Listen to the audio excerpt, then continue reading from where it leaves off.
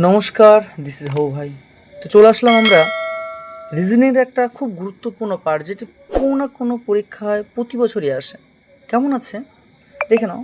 একে বলা আমরা কি বলবো? একে বলবো আমরা অ্যানালজি টেস্ট। ঠিক আছে, যেমন সাদৃশ্য পরীক্ষা। কি আছে এখানে?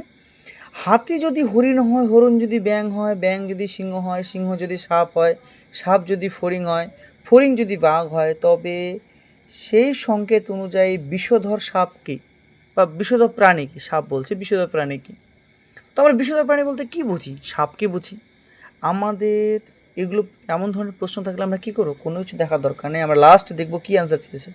বিষধর প্রাণী বলেছে না, আমরা দেখবো সাপকে কি বলা আছে এখানে। আমরা জানি বিষধর প্রাণী কি? সাপ। সাপকে যদি ফড়িং হয় তাহলে অ্যান্সার কী হবে? ফড়িং।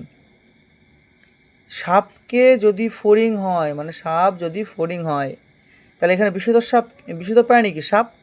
সাপ মানেই হলো ফড়িং, তাহলে অ্যান্সার কী হবে? ফড়িং। যদি আমাদের বলতে এখানে বনের রাজাকে, বনের রাজাকে সিংহ যদি সাপ হয়, তাহলে অ্যান্সার কী হবে? সাপ। এভাবে আমরা অ্যান্সার বের করব। ঠিক আছে, দেখে নাও। খুব শর্টে ও শর্টকাটের মধ্যে বড় বড় রিজনিং ম্যাথকে কীভাবে শর্টকাটে করা যায়, তার জন্য ফলো করবো আমরা কোথায়? স্মার্ট বাংলাকে। ওকে, আজকের জন্য এটুকু। গুড ডে, ভালো থেকো সবাই, দেখা হচ্ছে নেক্সট ভিডিওতে।